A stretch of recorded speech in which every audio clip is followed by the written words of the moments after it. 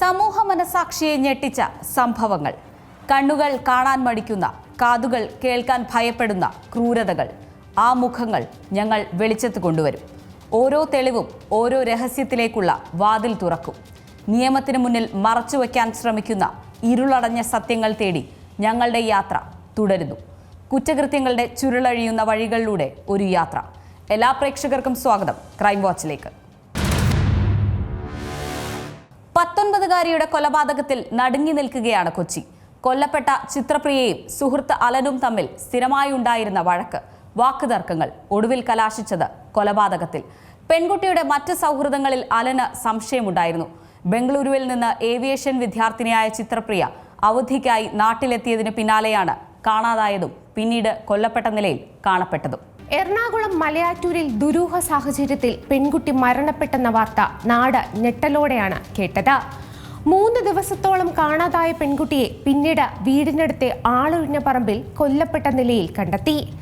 മുണ്ടങ്ങമറ്റം സ്വദേശിനിയായ 19-കാരി ചിത്രപ്രിയയാണ് അതിദാരുണമായി കൊല്ലപ്പെട്ടത്. കഴിഞ്ഞ ശനിയാഴ്ച മുതൽ കുട്ടിയെ കാണാനില്ലെന്ന് പറഞ്ഞ് കുട്ടിയുടെ മാതാപിതാക്കൾ കൊടുത്ത പരാതിയുടെ അടിസ്ഥാനത്തിലാണ് പോലീസ് അന്വേഷണം നടത്തിയത്. കഴിഞ്ഞ ദിവസം നടന്ന തദ്ദേശ തെരഞ്ഞെടുപ്പിലേക്കുള്ള വോട്ട് രേഖപ്പെടുത്താൻ പോയ വോട്ടർമാരാണ് മൃതദേഹം ആദ്യം കാണുന്നത്. തുടർന്ന് പോലീസിനെ അറിയിച്ചു. പോലീസ് സ്ഥലത്തെത്തി പരിശോധന നടത്തി. പരിശോധനയിൽ ചിത്രപ്രിയയുടെ മൃതദേഹമാണെന്ന് തിരിച്ചറിഞ്ഞു. പോലീസിന്റെ ആദ്യ നിഗമനത്തിൽ തന്നെ ഇത് കൊലപാതകമാണെന്ന് കണ്ടെത്തി. ശരീരത്തിലെ മുറിവുകളും തലയിലെ പാടുകളുമാണ് ഈ നിഗമനത്തിലേക്ക് എത്തിച്ചത്.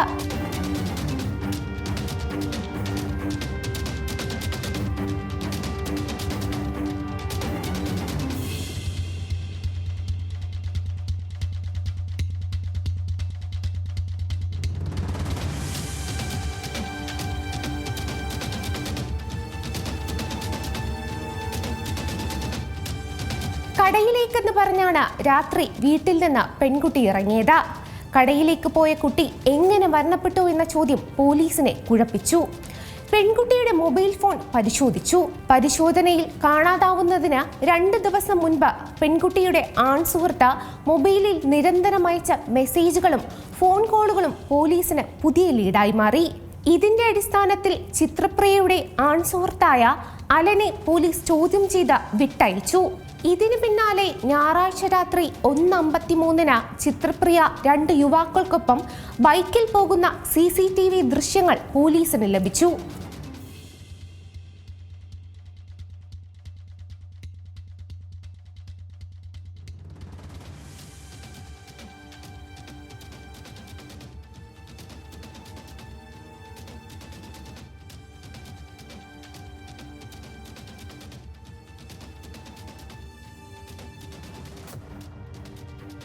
അതിൽ ചിത്രപ്രിയയുടെ കൂടെ ഉണ്ടായിരുന്നത് അലനാണെന്ന് പോലീസിന് വ്യക്തമായി. ആദ്യം ചോദ്യം ചെയ്ത് വിട്ടയച്ച അലനെ വീണ്ടും വിശദമായി ചോദ്യം ചെയ്തപ്പോഴാണ് അയാൾ കുറ്റസമ്മതം നടത്തിയത്. ചിത്രപ്രിയയും അലനും തമ്മിൽ സ്ഥിരം വഴക്കിട്ടിരുന്നു. പെൺകുട്ടിക്ക് വേറൊരു സൗഹൃദങ്ങളുണ്ടെന്ന സംശയമായിരുന്നു ഇരുവരും തമ്മിലുള്ള വഴക്കിന് ആധാരം. ഈ വഴക്കാണ് അന്ന് രാത്രി കൊലപാതകത്തിൽ കലാശിച്ചത്. കൊലപാതകം നടന്ന ദിവസവും ഇരുവരും തമ്മിൽ ബലപ്രയോഗം നടന്നിരുന്നു. മദ്യലഹരിയിലായിരുന്ന അലൻ കല്ലുകൊണ്ട് തലക്കടിച്ച് ചിത്രപ്രിയയെ കൊലപ്പെടുത്തി. തലക്കേറ്റ പരിക്കും രക്തസ്രാവവുമാണ് മരണകാരണമെന്നാണ് പ്രാഥമിക പോസ്റ്റ്മോർട്ടം റിപ്പോർട്ട്. ബംഗളൂരുവിൽ ഏവിയേഷൻ വിദ്യാർത്ഥിനിയായിരുന്ന ചിത്രപ്രിയയുടെ അരുംകൊലയിൽ നടുങ്ങി നിൽക്കുകയാണ് കുടുംബവും കൂട്ടുകാരും നാടും. 8 വർഷത്തിലേറെ നീണ്ട നിയമ പോരാട്ടങ്ങൾക്കൊടുവിൽ നടിയെ ആക്രമിച്ച കേസിൽ കേരളം കാത്തിരുന്ന വിധി വന്നു. വിധി വന്നപ്പോൾ പൾസർ സുനി ഉൾപ്പെടെ 1 മുതൽ 6 വരെയുള്ള പ്രതികൾ കുറ്റക്കാരാണെന്ന് പറഞ്ഞ കോടതി ദിലീപ് ഉൾപ്പെടെ 4 പേരെ കുറ്റവിമുക്തരാക്കി. കേസിൽ ഗൂഢാലോചന നടത്തിയെന്ന് പ്രോസിക്യൂഷൻ ആരോപിച്ച ദിലീപിനെ കുറ്റവിമുക്തനാക്കിയതിൽ വ്യാപക വിമർശനമുയരുകയാണ്. അതിജീവിതയ്ക്ക് നീതി കിട്ടിയോ എന്ന ചർച്ചയും സമൂഹത്തിന്റെ പല കോണുകളിൽ നിന്ന് ഉയരുന്നുണ്ട്. വിചാരണ കോടതി വിധി വന്നെങ്കിലും നടിയെ ആക്രമിച്ച കേസ് വീണ്ടും കോടതി കയറുമെന്ന് ഉറപ്പാണ്.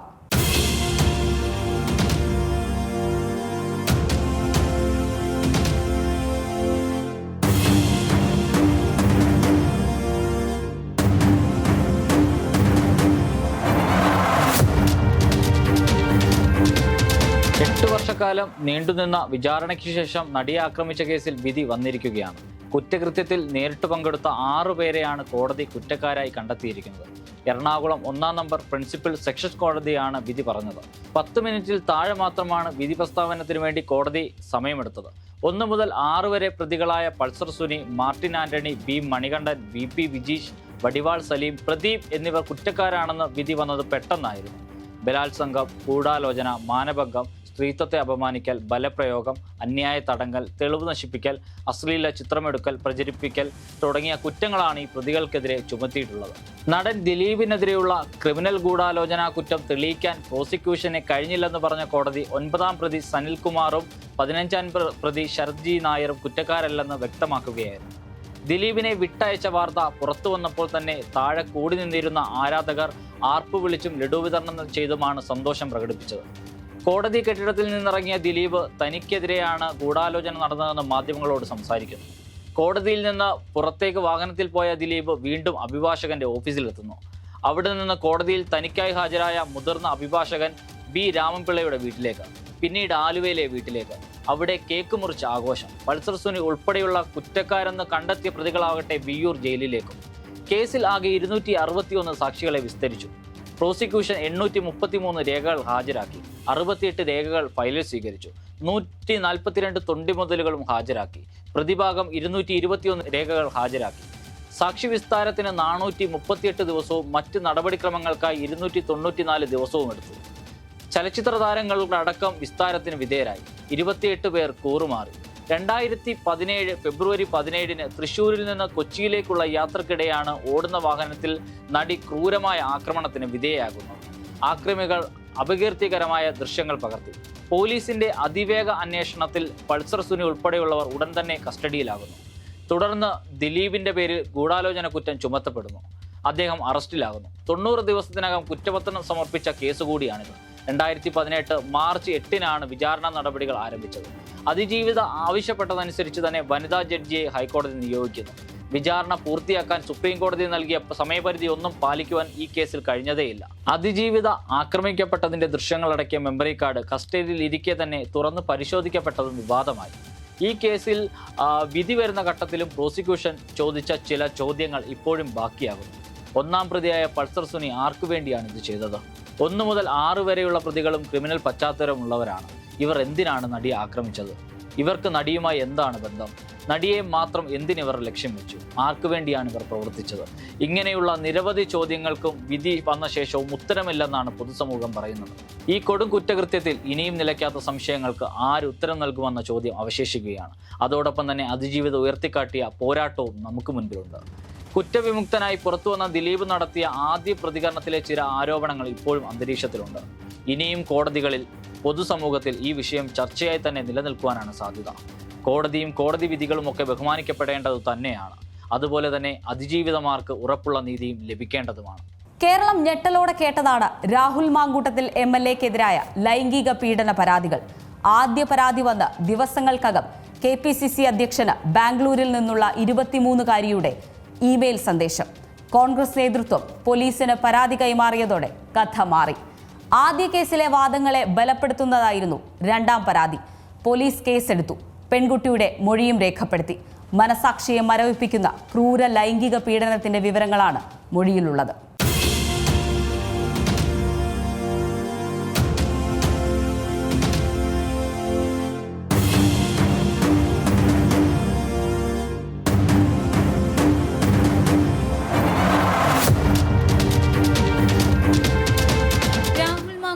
നെതിരായ 2ാമത്തെ ബലാത്സംഗ കേസിൽ 23-കാരിയുടെ മൊഴിയിലുള്ളത് അതിക്രൂര ലൈംഗിക പീഡനത്തിന്റെ വിവരങ്ങളാണ്. വിവാഹ വാഗ്ദാനം നൽകിയാണ് രാഹുൽ പെൺകുട്ടിയുമായി ബന്ധം സ്ഥാപിച്ചത്. സംസാരിക്കാനെന്ന് പറഞ്ഞ് ഹോം സ്റ്റേയിലേക്ക് കൂട്ടിക്കൊണ്ടുപോയി അതിക്രൂരമായ ലൈംഗിക പീഡനത്തിന് ഇരയാക്കി. ശരീരമാകെ മുറിവേൽപ്പിച്ചുകൊണ്ടുള്ള ലൈംഗിക അതിക്രമമാണ് നടത്തിയത്. I want to rape you എന്ന് രാഹുൽ പറഞ്ഞുകൊണ്ടിരുന്നതായും പെൺകുട്ടിയുടെ മൊഴിയിലുണ്ട്. പീഡനത്തിനിടെ പാനിക് അറ്റാക്കും ശ്വാസം മുട്ടലും അനുഭവപ്പെട്ടു. അത് തുറന്നു പറഞ്ഞിട്ടും രാഹുൽ ലൈംഗികാതിക്രമം തുടർന്നു. ശാരീരിക പീഡനത്തിന്റെ ആഘാതത്തിൽ നിന്ന് പുറത്തു വരുന്നതിന് മുൻപ് തന്നെ വിവാഹം ചെയ്യാനാകില്ല എന്ന് രാഹുൽ അറിയിച്ചു. മാനസികമായും ശാരീരികമായും തകർന്നുപോയി എന്നാണ് അതിജീവിത അന്വേഷണ സംഘത്തിന് മൊഴി നൽകിയത്. ബന്ധം പുനഃസ്ഥാപിക്കാനായി രാഹുൽ പിന്നാലെ നടന്നു. ഫോൺ എടുത്തില്ലെങ്കിൽ അസഭ്യം പറഞ്ഞ് സന്ദേശമയക്കലായിരുന്നു പ്രതികാരം. വീടിന്റെ പരിസരത്തേക്ക് കാറുമായി വന്ന് കൂടെ പോരാൻ പലവട്ടം ആവശ്യപ്പെട്ടു. രാഹുൽ മാങ്കൂട്ടത്തിൽ വീട്ടിൽ വന്ന് ബഹളമുണ്ടാക്കിയെന്നും രാഹുലിനെയും സുഹൃത്ത് ഫെന്നി നയനാനെയും ഭയമാണെന്നും പെൺകുട്ടിയുടെ മൊഴിയിലുണ്ട്. നമുക്കൊരു കുഞ്ഞു വേണമെന്ന വിചിത്ര ആവശ്യവും രാഹുൽ ഈ പെൺകുട്ടിയോട് ആവശ്യപ്പെട്ടിട്ടുണ്ട്. പ്രതികാരം ഭയന്നാണ് പരാതി നൽകാൻ വൈകിയതെന്നും കേസുമായി മുന്നോട്ടു പോകാൻ ഭയപ്പെടുന്നുവെന്നും പെൺകുട്ടി പറഞ്ഞു. IG ജി പൂങ്കുഴലിയുടെ നേതൃത്വത്തിലാണ് പെൺകുട്ടിയുടെ മൊഴി രേഖപ്പെടുത്തിയത്. C Malayalam news, Thiruvananthapuram. വൈരാഗ്യം തോന്നിയാൽ സ്വന്തവും ബന്ധവും നോക്കാതെയുള്ള ക്രൂരതകൾ നടക്കുന്ന കാലമാണിത്. അതിലേക്ക് പലപ്പോഴും നയിക്കുന്നത് മദ്യവും ലഹരിയും തന്നെയാണ്. കൊല്ലം ചവറയിലാണ് മുത്തശ്ശിയെ കഴുത്തറുത്ത് കൊന്ന ശേഷം മൃതദേഹം കട്ടിലിനടിയിൽ ഒളിപ്പിച്ചത്. മനസാക്ഷിയെ മരവിപ്പിച്ച ചെറുമകന്റെ ക്രൂരതയുടെ വാർത്തയിലേക്ക്.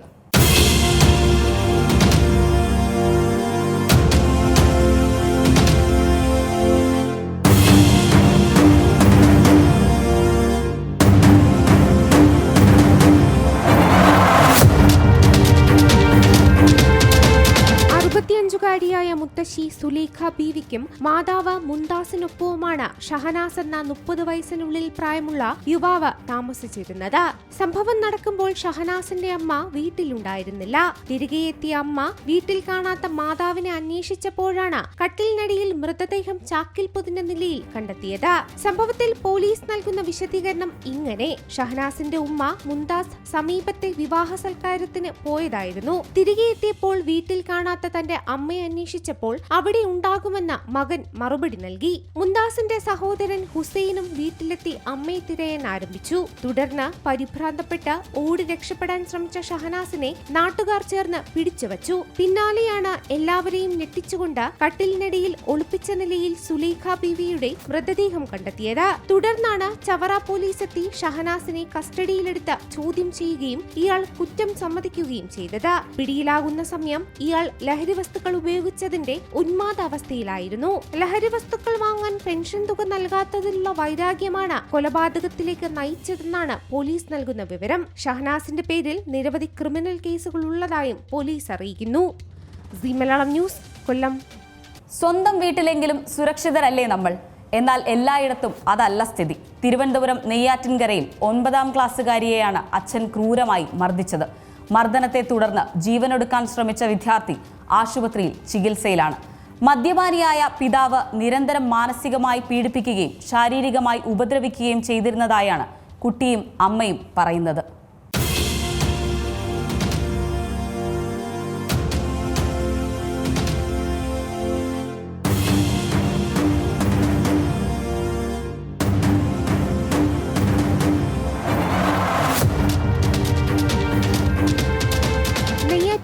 അരങ്ങമുകളിലാണ് 14-കാരിക്ക് നേരെ അച്ഛന്റെ ക്രൂരമർദ്ദനമുണ്ടായത്. സ്ഥിരം മദ്യപാനിയായ പിതാവ് കുട്ടിയോട് അസഭ്യം പറയുന്നതും മർദ്ദിക്കുന്നതും പതിവാണെന്നാണ് പരാതി. പൊതുവഴിയിൽ വെച്ചും പിതാവ് മർദ്ദിക്കാൻ ശ്രമിക്കാറുണ്ടെന്നും കുടുംബം പറയുന്നു. നിരന്തരമായ പീഡനത്തെ തുടർന്ന് മനം നൊന്താണ് താൻ ജീവനെടുക്കാൻ ശ്രമിച്ചതെന്നാണ് വിദ്യാർത്ഥിനി പറയുന്നത്. അച്ഛൻ എപ്പോഴും എൻ്റെ അടുത്ത് പോയി ചാവണം, നീ മരിക്കണം, നീ മരിച്ചാൽ എൻ്റെ ജീവിതം നന്നാവുള്ളൂ എന്നൊക്കെ പറഞ്ഞിട്ട് എപ്പോഴും പറയുമായിരുന്നു. അപ്പോഴത്തെ ഞാൻ വലിയ ഇതായിട്ട് എടുത്തില്ലായിരുന്നു. പക്ഷെ ഇപ്പോൾ പറഞ്ഞപ്പോഴത്തേക്ക് എനിക്കത് പെട്ടെന്ന് അത് ഉൾക്കൊള്ളാനായിട്ട് സാധിച്ചില്ല. ആ സമയത്താണ് ഞാൻ എൻ്റെ അമ്മയെ പോലും നോക്കാതെ ഞാൻ പെട്ടെന്ന് ഇങ്ങനെ ചെയ്തത്. അച്ഛൻ നല്ലപോലെ ഇടിക്കും, അടിക്കും, എപ്പോഴും കവാലക്കുറ്റിയിലൊക്കെ അടിക്കാറുണ്ട്. പിന്നെ അച്ഛൻ ഒരിക്കൽ ചുണ്ടിടിച്ച് പൊട്ടിച്ചിട്ടുണ്ട്, കൈ പിടിച്ച് തിരിക്കും, പിന്നെ കതവ് പൂട്ടിയിട്ടൊക്കെ അടിക്കും. രാത്രി 12 മണി 1 മണി ടൈമിലൊക്കെ നമ്മളെ വീട്ടിൽ നിന്ന് അടിച്ചിറക്കും. നമ്മൾ പല ദിവസങ്ങളിലും പല ആൾക്കാരുടെ വീട്ടിലും കിടന്നിട്ടുണ്ട്. പിന്നെ ചില ദിവസങ്ങളിൽ റോഡ് സൈഡിൽ നമ്മൾ കടേര വരാന്തയിലൊക്കെയാണ് നമ്മൾ കിടന്നിട്ടുള്ളത്. അങ്ങനെ ഒരുപാട് അനുഭവിച്ചിട്ടുണ്ട്. പിന്നെ അച്ഛനാണെങ്കിൽ നമ്മളെ പഠിക്കാനായിട്ടൊന്നും സമ്മതിക്കൂല. അച്ഛന്റെ നിരന്തരമായ മാനസിക പീഡനവും ശാരീരിക ഉപദ്രവവും കാരണം പഠിക്കാൻ കഴിയുന്നില്ലെന്നും കുട്ടി പറയുന്നു. വീട്ടിലെ അവസ്ഥകൾ കാണിച്ച് മുഖ്യമന്ത്രിക്കും SP-ക്കും വനിതാ കമ്മീഷനിലും നേരത്തെ പരാതി നൽകിയിരുന്നതായി കുട്ടിയുടെ അമ്മയും സ്വകാര്യ സ്കൂളിലെ ജീവനക്കാരിയുമായ യുവതി വ്യക്തമാക്കി. അപകടത്തിന് പിന്നാലെ ആശുപത്രിയിൽ കുട്ടിയെ പ്രവേശിപ്പിച്ച ശേഷം പിതാവ് അമ്മയ്ക്ക് അയച്ച ഓഡിയോ സന്ദേശവും പുറത്തു വന്നിരുന്നു. കുട്ടി മരിക്കുന്നതാണ് നല്ലതെന്നും അതാണ് താൻ ആഗ്രഹിക്കുന്നതെന്നുമാണ് ഓഡിയോയിൽ പറയുന്നത്. C Malayalam news, Thiruvananthapuram. വ്യക്തിവൈരാഗ്യം തോന്നിയാൽ ഒരു കുടുംബത്തെ തന്നെ ഇല്ലാതാക്കുന്ന കാലം. തിരുവനന്തപുരത്ത് ഒരു വ്യവസായി കൊട്ടേഷൻ നൽകിയത് വൈരാഗ്യമുള്ള വ്യക്തിയുടെ കുടുംബത്തെ തന്നെ തീയിട്ട് കൊല്ലാനായിരുന്നു. തിരുവനന്തപുരം ചിറയൻകീഴിലാണ് ആക്രമണത്തിനായി ഒരു വ്യവസായി 2 വീടുകളിലേക്ക് കൊട്ടേഷൻ സംഘത്തെ അയച്ചത്.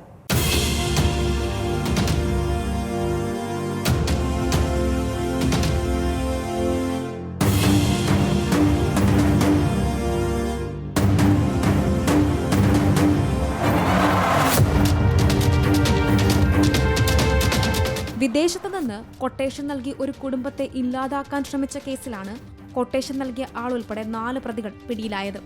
പുതുക്കരി നികഴ്ത്തിൽ വീട്ടിൽ സതീശൻ, അഞ്ചുതെങ്ങ് സ്വദേശി അജിത്, ഇളമ്പള്ളൂർ സ്വദേശി ജോബിൻ, അഞ്ചുതെങ്ങ് സ്വദേശി ജിതൻ മോഹൻ എന്നിവർക്ക് കൊട്ടേഷൻ നൽകുകയായിരുന്നു. മുൻവൈരാഗ്യത്തിന്റെ പേരിലാണ് അതിക്രമമുണ്ടായത്.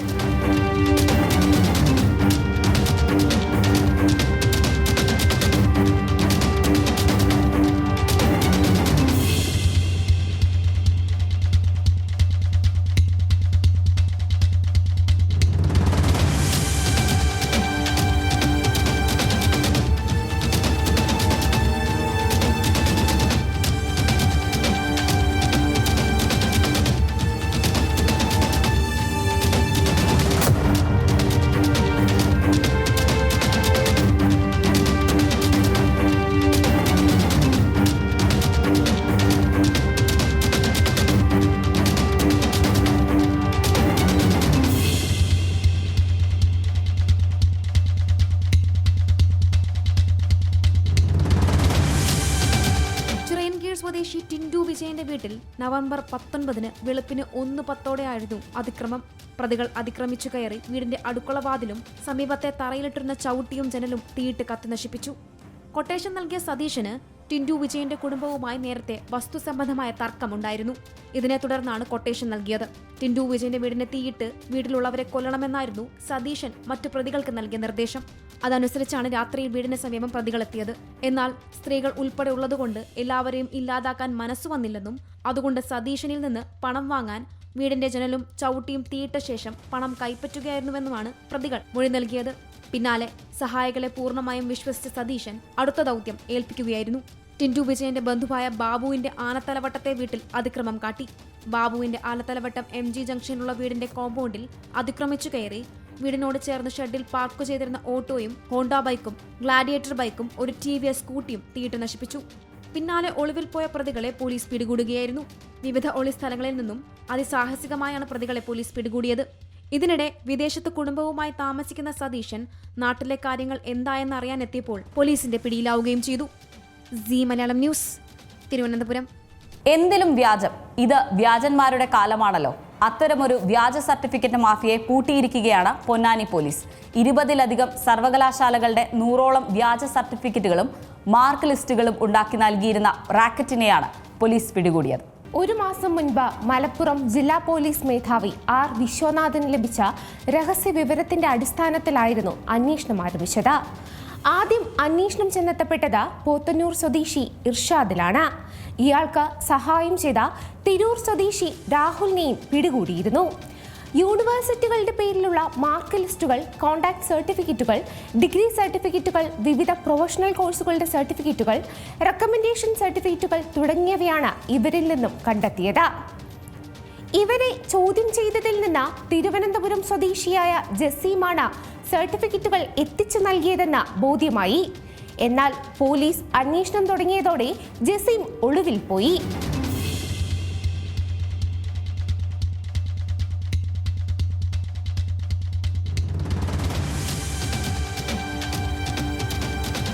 വിപുലമായ അന്വേഷണത്തിനൊടുവിൽ ബംഗളൂരുവിലെ ഒളിസങ്കേതത്തിൽ നിന്നാണ് ജസീമിനെ പിടികൂടിയത്.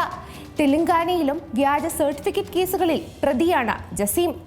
ഇയാളെ കൂടുതൽ ചോദ്യം ചെയ്തതോടെയാണ് കേസിലെ പ്രധാനിയെക്കുറിച്ച് പോലീസിന് വിവരം ലഭിച്ചത്. സർട്ടിഫിക്കറ്റ് മാഫിയയിലെ ഡാനി എന്ന സംഘത്തലവനെക്കുറിച്ചായി പിന്നെ അന്വേഷണം. അതീവ രഹസ്യ സ്വഭാവത്തോടെ പ്രവർത്തിച്ചിരുന്ന ഡാനി മലയാളിയാണെന്ന് പിന്നീട് വിവരം ലഭിച്ചു. ഏതാണ്ട് 2 ആഴ്ചകൾക്ക് മുമ്പ് നമ്മൾ രജിസ്റ്റർ ചെയ്ത ഒരു വ്യാജ സർട്ടിഫിക്കറ്റുകളുടെ ഒരു കേസ്, അതിൻ്റെ അന്വേഷണം അതിൻ്റെ ഏതാണ്ട് സമാപ്തിയിലേക്ക് എത്തിയിരിക്കുകയാണ്. പൊന്നാനിയിൽ നമുക്ക് ഇത്തരത്തിൽ വിവിധ കോഴ്സുകളുടെ, വിവിധ യൂണിവേഴ്സിറ്റികളുടെ എല്ലാം വ്യാജമായിട്ടുള്ള സർട്ടിഫിക്കറ്റുകൾ സപ്ലൈ ചെയ്യുന്ന ചില വ്യക്തികളുടെ ഒരു ഇൻഫർമേഷൻ കിട്ടിയത്. അത് പൊന്നാനി ഇൻസ്പെക്ടർ മുഖാന്തരം SI പൊന്നാനി വിവിൻ അന്വേഷിക്കുകയും അതിനെ തുടർന്ന് മനസ്സിലായത് ഒരു വലിയ സംഘം, ഒരു വലിയ റാക്കറ്റ് ഇതുമായിട്ട് ബന്ധപ്പെട്ട് കേരളത്തിലുടനീളം പ്രവർത്തിക്കുന്നുണ്ട് എന്നുള്ളതാണ്. ഇയാൾക്കായുള്ള അന്വേഷണത്തിലാണ് ശിവകാശിയിലെ വ്യാജ സർട്ടിഫിക്കറ്റ് കേന്ദ്രത്തെക്കുറിച്ചുള്ള വിവരം ലഭിച്ചത്. ഇവിടെ പോലീസ് പരിശോധന നടത്തി. 1,00,000-ലധികം വ്യാജ സർട്ടിഫിക്കറ്റുകൾ പ്രിന്റ് ചെയ്യാനുള്ള വിവിധ യൂണിവേഴ്സിറ്റികളുടെ മുദ്രയോടുകൂടിയ സർട്ടിഫിക്കറ്റ് പേപ്പറുകളും ഹോളോഗ്രാം സീലുകളും വൈസ് ചാൻസലർ സീലുകളും അത്യാധുനിക രീതിയിലുള്ള കമ്പ്യൂട്ടറുകളും പ്രിന്ററുകളും ഇവിടെ നിന്ന് പിടിച്ചെടുത്തു. ഇവിടെ വെച്ചാണ് ഡാനി എന്നത് തിരൂർ മീനടത്തൂർ സ്വദേശി ധനീഷാണെന്ന അന്വേഷണ സംഘത്തിന് മനസ്സിലായത്. കേരളത്തിലും വിദേശത്തുമടക്കം വലിയ ആഡംബര വീടുകളും അപ്പാർട്ട്മെന്റുകളും ബിസിനസ് സ്ഥാപനങ്ങളും സ്വന്തമായുള്ള ആളാണ് ഡാനി. 12 കൊല്ലം മുൻപും ഇയാൾ വ്യാജ സർട്ടിഫിക്കറ്റ് കേസിൽ പിടിയിലായിട്ടുണ്ട്. പ്രിന്റിംഗ് പ്രസ്സിലുണ്ടായിരുന്ന തമിഴ്നാട് ശിവകാശി സ്വദേശികളായ ജൈനുൽ ആബുദ്ദീൻ, അരവിന്ദ്, വെങ്കടേഷ് എന്നിവരെയും അറസ്റ്റ് ചെയ്തു. ഇതിൽ ആദ്യത്തെ അറസ്റ്റായിട്ട് ഇവർക്കൊരു ഇർഷാദിനെ, പൊന്നാനിക്കാരനായിട്ടുള്ള ഒരു ഇർഷാദിനെ നമ്മൾ അറസ്റ്റ് ചെയ്തു. അയാളോടൊപ്പം തന്നെ ഒരു നിസാറ്, മറ്റ് 2 പേരെയും കൂടി നമ്മൾ അതിനകത്ത് കസ്റ്റഡിയിലെടുത്തു. അവരിലുള്ള അന്വേഷണത്തിൽ നിന്ന് വെളിവായത് ഇത് ഒരു സെൻട്രലൈസ്ഡ് നെറ്റ്വർക്കിൽ നിന്ന് അവർക്ക് കിട്ടുന്നതാണെന്നും അത് ഇവരിവിടെ ക്രിയേറ്റ് ചെയ്തെന്ന അല്ല എന്നുള്ളതും മനസ്സിലാക്കി. തുടർന്ന് ഈ അന്വേഷണത്തിൻ്റെ ഭാഗമായിട്ടൊരു പ്രത്യേക അന്വേഷണ സംഘം രൂപീകരിച്ചു. തിരൂർ DYSP ജോൺസൻ്റെയും ഇൻസ്പെക്ടർ അഷ്റഫിൻ്റെയും നേതൃത്വത്തിൽ പൊന്നാനി SI, പൊന്നാനി, തിരൂർ, മറ്റ് പോലീസ് സ്റ്റേഷനുകളിലെ വിവിധങ്ങളായിട്ടുള്ള സ്ക്വാഡ് അംഗങ്ങളെയും കൂടാതെ സൈബർ സെല്ല് പോലീസ് ഉദ്യോഗസ്ഥരെയും എല്ലാം ഉൾപ്പെടുത്തിയൊരു വിശദമായിട്ടുള്ള അന്വേഷണത്തിനായിട്ട് നമ്മൾ ഒരുക്കി. അതിൻ്റെ ഭാഗമായിട്ട് ഈ അന്വേഷണത്തിൻ്റെ നടപടികളിൽ ഇത് തിരുവനന്തപുരത്തുള്ള ഒരു ജസീം എന്നുള്ളൊരു ആളാണ് ഇവിടെ സപ്ലൈ ചെയ്യുന്നത് എന്നുള്ളത് മനസ്സിലാക്കി. അങ്ങനെ ജസീമിലേക്ക് അന്വേഷണത്തിൻ്റെ ഭാഗമായിട്ട് നമ്മൾ തിരുവനന്തപുരം ചെല്ലുമ്പോൾ ജസീമിനെ പിടിക്കാൻ അന്ന് കഴിഞ്ഞില്ല. എന്നിരുന്നാലും ഇതുമായിട്ട് ബന്ധപ്പെട്ട് ജസീമിൻ്റെ ഡ്രൈവറെയും മറ്റ് കൂട്ടാളികളെയും എല്ലാം അറസ്റ്റ് ചെയ്തു. ഒരാളിൽ നിന്ന് 75,000 രൂപ മുതൽ 1.5 ലക്ഷം രൂപ വരെ ഈടാക്കിയാണ് വ്യാജ സർട്ടിഫിക്കറ്റുകൾ ഇവർ നിർമ്മിച്ചു നൽകിയിരുന്നത്. വ്യാജ സർട്ടിഫിക്കറ്റുകൾ ഉപയോഗിച്ച വിവിധ സ്ഥാപനങ്ങളിൽ ജോലിക്ക് കയറിയവരെക്കുറിച്ചും വിശദമായി പോലീസ് അന്വേഷണം നടത്തുന്നുണ്ട്. കേരളത്തിലും കർണാടകയിലുമായി 1 മാസത്തോളം നീണ്ട അന്വേഷണത്തിനൊടുവിലാണ് തൊണ്ടി വസ്തുക്കളോടുകൂടി പ്രതികളെ പിടികൂടാൻ സാധിച്ചത്. ഇനിയും ഇതുപോലെയുള്ള ഊരാക്കുടുക്കുകൾ കേരള പോലീസിന് അഴിക്കാൻ സാധിക്കട്ടെ. ഈ അടുത്ത് കേരളത്തെ ഞെട്ടിച്ച ഒരു കൊലപാതക പരമ്പരയിൽ ആവർത്തിച്ചു കേട്ടൊരു പേരുണ്ട്, സെബാസ്റ്റ്യൻ. ജൈനമ്മയ്ക്കും ബിന്ദു പത്മനാഭനും ഐഷയ്ക്കും എന്താണ് സംഭവിച്ചത്? ആരാണ് സെബാസ്റ്റ്യൻ? നോക്കാം. സെബാസ്റ്റ്യൻ CM, പ്രായം 68, സ്വദേശം ആലപ്പുഴ പള്ളിപ്പുറം. ജൈനമ്മയുടെ തിരോധാന കേസ് മുതൽക്കാണ് സെബാസ്റ്റ്യൻ എന്ന ക്രിമിനലിനെ കുറിച്ച് അറിയുന്നത്.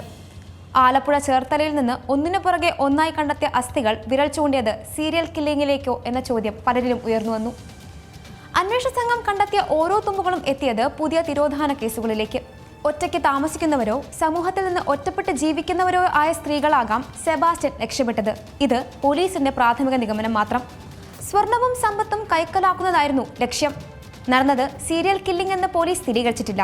പക്ഷേ അയാൾക്കൊരു പേര് അന്വേഷണ സംഘം നൽകിയിട്ടുണ്ട്, സൈക്കോ ക്രിമിനൽ. 2024 ഡിസംബർ 20-നാണ് ഏറ്റുമാനൂർ അതിരമ്പുഴ സ്വദേശിനി 54-കാരി ജൈനമ്മയെ കാണാതാകുന്നത്. തുടർന്ന് അവരുടെ ഭർത്താവ് അപ്പച്ചൻ നൽകിയ പരാതിയിൽ അന്വേഷണം ആരംഭിച്ചു. ജൈനമ്മയുടെ മൊബൈൽ ഫോൺ കേന്ദ്രീകരിച്ച് നടത്തിയ അന്വേഷണത്തിലാണ് കോട്ടയം ക്രൈംബ്രാഞ്ച് സെബാസ്റ്റ്യനിലേക്ക് എത്തിയത്. ജൈനമ്മയുടെ ഫോൺ സിഗ്നലുകൾ ഏറ്റവും ഒടുവിൽ ലഭിച്ചത് സെബാസ്റ്റ്യന്റെ വീടിന് സമീപത്തായിരുന്നു. ഇത് സെബാസ്റ്റ്യനിലേക്ക് വിരൽ ചൂണ്ടുന്ന നിർണായക തെളിവായി മാറി. ഈ ഫോൺ സെബാസ്റ്റ്യൻ ഉപയോഗിച്ചതിന്റെയും സിം റീചാർജ് ചെയ്തതിന്റെയും CCTV ദൃശ്യം പുറത്തുവന്നു. തുടർന്ന് നടത്തിയ അന്വേഷണത്തിൽ സെബാസ്റ്റ്യന്റെ വീട്ടിൽ നിന്ന് രക്തക്കറ കണ്ടെത്തി. ഇത് ജൈനമ്മയുടേതാണെന്ന് ഫോറൻസിക് പരിശോധനയിൽ സ്ഥിരീകരിച്ചു. സ്ഥലം കുഴിച്ചുള്ള പരിശോധനയിൽ തലയോട്ടി, തുടയെല്ല്, ക്ലിപ്പിട്ട പല്ലിന്റെ അവശിഷ്ടം എന്നിവയും കണ്ടെത്തി. സെബാസ്റ്റ്യൻ പണയം വച്ചതും വിറ്റതുമായ സ്വർണ്ണാഭരണങ്ങൾ ജൈനമ്മയുടേത് തന്നെയാണെന്ന് ഉറപ്പിച്ചു. ജൈനമ്മ തന്റെ സുഹൃത്തായിരുന്നുവെന്നും പ്രാർത്ഥനായോഗങ്ങളിൽ വെച്ച് പരിചയപ്പെട്ടതാണെന്നുമായിരുന്നു സെബാസ്റ്റ്യന്റെ മൊഴി. ജൈനമ്മ കേസിലെ അറസ്റ്റിന് പിന്നാലെയാണ് മറ്റ് 2 തിരോധാന കേസുകളിലേക്കും അന്വേഷണ സംഘം എത്തിയത്. ഒന്ന് ബിന്ദു പത്മനാഭൻ കേസിലും മറ്റൊന്ന് ഐഷ കേസിലും. 2017 ചേർത്തല കടകരപ്പള്ളി സ്വദേശിനി ബിന്ദു പത്മനാഭനെ കാണാനില്ലെന്ന് സഹോദരൻ പരാതി നൽകിയത്. എന്നാൽ 2006 മുതൽ തന്നെ ബിന്ദുവിനെ കാണാനില്ലെന്നാണ് ക്രൈംബ്രാഞ്ച് കണ്ടെത്തിയത്. ബിന്ദു കൊല്ലപ്പെട്ടിട്ടുണ്ടാകാം എന്ന നിഗമനത്തിലായിരുന്നു അന്വേഷണമെങ്കിലും മൃതദേഹം കണ്ടെത്താൻ കഴിയാത്തതിനാൽ കൊലപാതകമായി രജിസ്റ്റർ ചെയ്തിട്ടില്ല. ബിന്ദു പത്മനാഭന്റെ പേരിൽ എറണാകുളത്തുണ്ടായിരുന്ന സ്ഥലം വ്യാജ മുക്തിയാർ ഉണ്ടാക്കി വിൽപ്പന നടത്തിയത് സെബാസ്റ്റ്യൻ എന്ന് പോലീസ് കണ്ടെത്തിയിരുന്നു. അതിരമ്പുഴ സ്വദേശി ജൈനമ്മയുടെ തിരോധാന കേസിൽ സെബാസ്റ്റ്യൻ അറസ്റ്റിലായപ്പോഴാണ് ബിന്ദു പത്മനാഭൻ കേസ് വീണ്ടും അന്വേഷണ പരിധിയിൽ വന്നത്.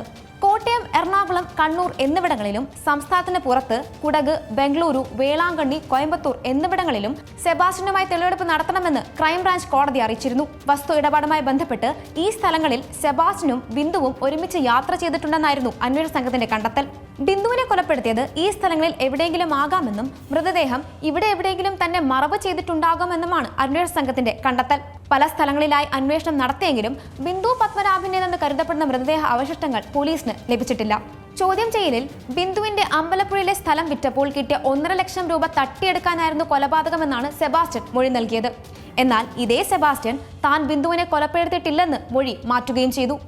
2012 റിട്ടയർഡ് പഞ്ചായത്ത് ജീവനക്കാരിയും ചേർത്തല നെടുമ്പറങ്ങാട് സ്വദേശിയുമായ ഐഷയെ കാണാതാകുന്നത്. ജൈനമ്മ കേസ് അന്വേഷണത്തിനിടെ തന്നെയാണ് പോലീസ് ഐഷ കേസിലും എത്തിയത്.